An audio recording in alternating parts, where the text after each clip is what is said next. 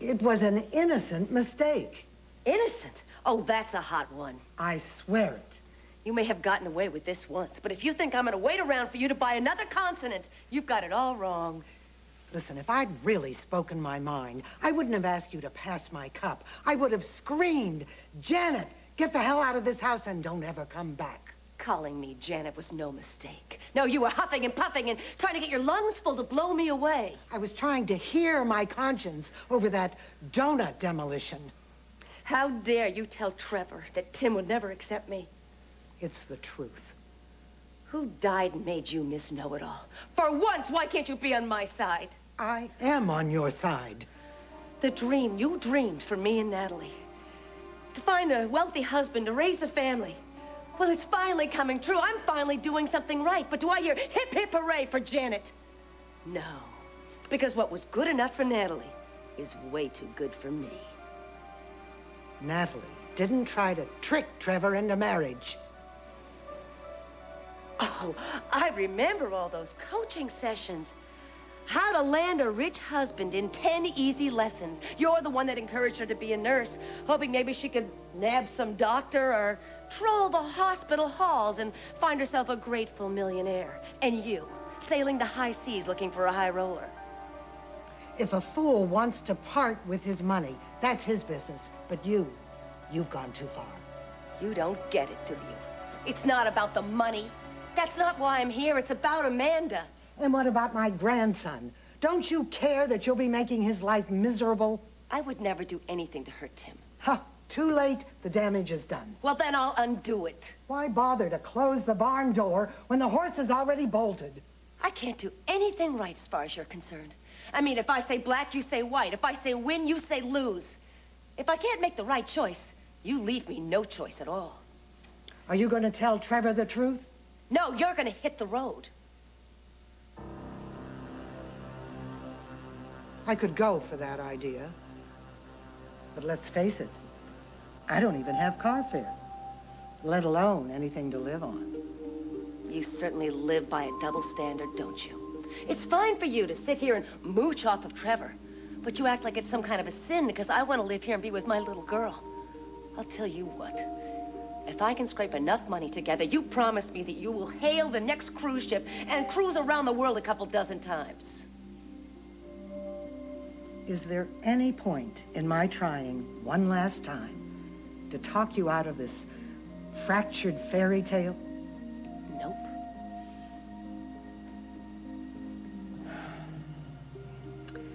Then I prefer the Bermuda Triangle to watching you bring this family down in ruins.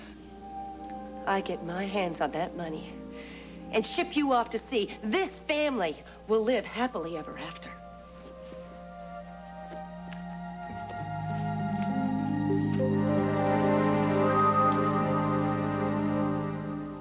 So where's your tape recorder? You said you're a reporter? Aren't you going to take notes? Well, I don't know if you're going to give me anything I'm going to use yet. What exactly about Janet Green interests you? Everything.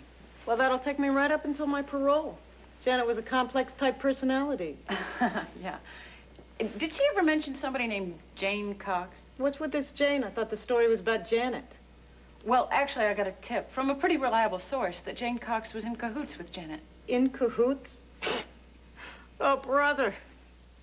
Listen, lady, I got sources of my own. You want to know what I'm in for?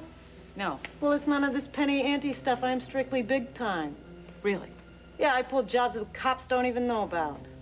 On my best day, I sold a baby and a kidney on the open market. So, don't go handing me some cock and bull story about you being some Lois Lane. Well, I am a reporter, and I'm doing this human interest Save story. it, I ain't buying. If you are a reporter, I am Wonder Woman. You want me to prove it? So start talking. Who are you? And what do you want with Janet Green?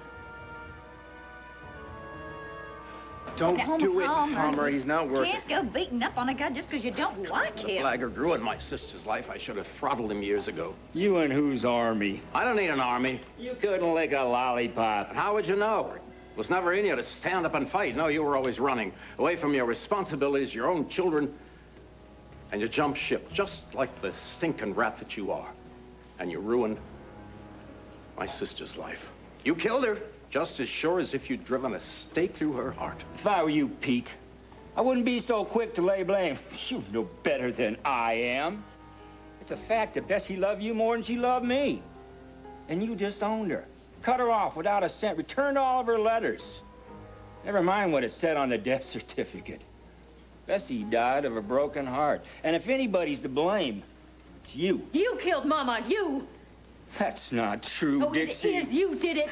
Dixie, honey, you were too young to understand what really happened. Oh, you are so wrong, Daddy. How could I forget?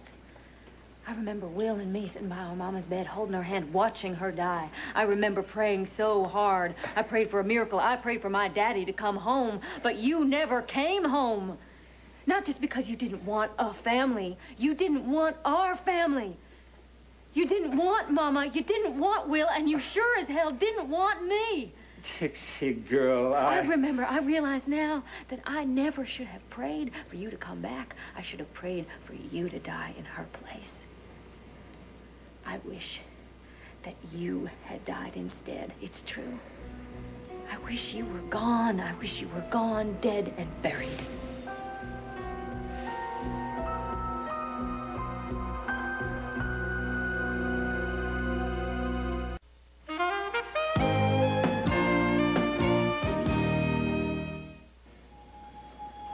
I used to dream about the day that you come back. I'd be sitting in this beautiful field, and up you'd walk, tears in your eyes, and you'd take my face in your hands, and you'd say, "Oh, Dixie, honey, forgive me." Well, here you are. You have come back, only you haven't come back for me. You don't give a damn about me. All you want is a part of me so Dale can live and get married and have children that you can bounce up and down on your knee. I hate you, Daddy. And I'll hate you to the day I die. I think that's your cue to exit. Dell, you've been discharged. Yes, sir. I think you and your father ought to leave.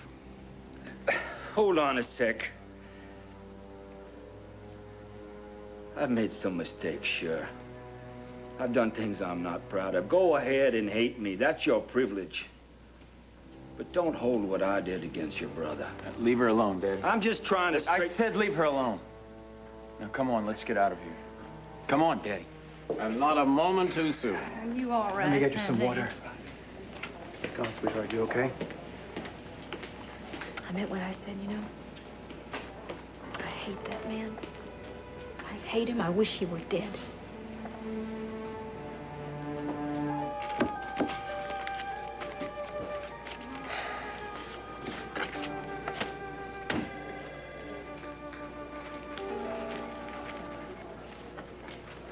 Oh, you look like you're having fun. You don't look so hot yourself. Have a seat. So what did Wilma do now? Is it that obvious? Seen that look on my face a million times. What happened?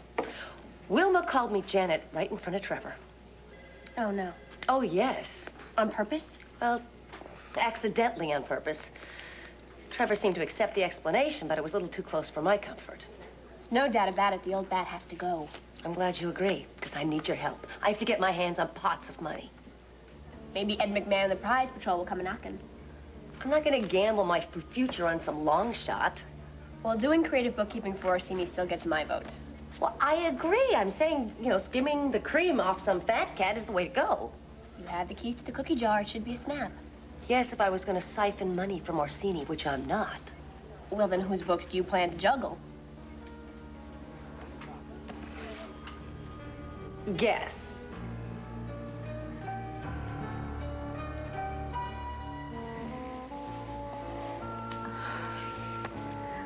You sure do know how to take a girl's mind off her troubles. Well, I must admit, I've been doing just a little bit of research on that subject. Lab rats? One beautiful rat in particular, as a matter of fact. Oh, really? She must be very well trained. No, as a matter of fact, I think she walks on the wild side quite often. You see Oh, that? no. Oh, no. I want this thing in mint condition. This is going to be as valuable as the first issue of Superman. Well, I'm going to buy it. I've already copied it. I'm going to burn it. But then the romance-loving public will never get to hear about... Oh, where is it now? Oh, What? Here it is. Erica, Pirate Queen of the Caribbean. Who? Queen Erica, she plundered Spanish galleons, stripped their holds of their treasures, stripped the men of their hearts. I don't believe this. I had nothing to do with this, Well, I perhaps you swear. prefer Erica, mistress of the Moors. I'm gonna kill Olga. I swear I'm gonna kill Olga. She never even consulted me on this. Lady Erica lives alone in a castle on the windswept plains of Yorkshire, until one day a young soldier makes his way onto the battlements. He carries with him a sword, naturally, and one perfect rose, which he presents without a word. They dine together by candlelight and dance until the dawn breaks over the heather. Their lips meet in trembling ecstasy. Lady Erica awakes to find herself alone once again, except for the single red rose lying on her pillow. It might all have been nothing but a beautiful dream. And when they make the film version, the soldier will be played by Fabio. Oh, wouldn't that be just my luck? Oh, here, romantic fantasy number 8. Oh, no. Erica and the Barrister. Oh, I like this one. Erica's working at the law library when she hears a strange rustling among the stacks. Going to investigate, she discovers a tall, blonde man wearing nothing but a smile and a strange tattoo. Oh, you give me that now. I swear I am gonna pummel Olga. I can't believe that she would ever do it. Okay. You made that last fantasy up, didn't you? I did pretty good. Okay. Well, here is Erica Kane's fantasy, then number 9, where Erica kills the barrister, where Erica pummels the barrister all over his blonde I want this in head. condition. Be careful of this thing. Ow.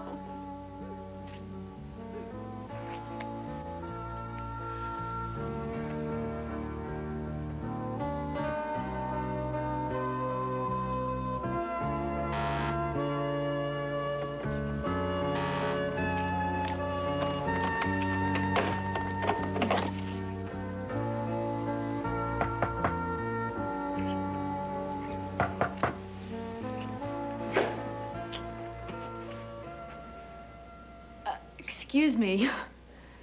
I thought I asked not to be disturbed, Nance. There's a call for you on line 1. It's Lily's school. They said it was urgent. Thank you, Nancy, very much. Yes, this is Lily's father. Hi, Mr. Stone. Is Lily all right?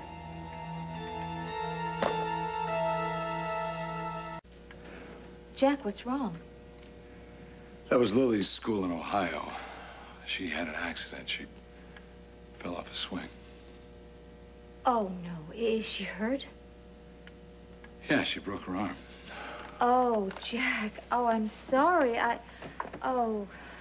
Well, they say it's not too bad. There was a clean break. They're not going to have to do surgery to set it or anything, thank God. Well, still, I mean, she's your little girl, and I certainly know how I felt when Bianca broke her collarbone. I was beside myself. And Lily's special. I don't know if she's going to be able to handle this by herself. They weren't able to reach Laurel, so I think I might have to drive out to the state prison and tell her myself. That's right. I heard Laurel say she was going to the state prison. Yes, I figured you did.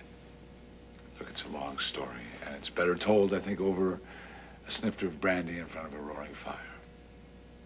So I'm afraid we're going to have to put Erica's romantic fantasy number 8 on ice. I feel chilly already. Look, this doesn't have anything to do with how much I want you. This is a parent thing. I know. I know you know. I mean, with Bianca, you were on that first flight to Seattle. I came back. So will I. I'm not deserting you. I love you. I love you so much.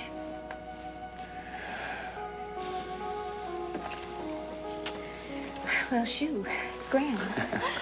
Laurel needs you. I mean, Lily needs you. You sure you're all right with this? Yeah, go ahead, really. Stop mollycoddling me. Maybe just one more mollycoddle. I will call you as soon as I get back, okay?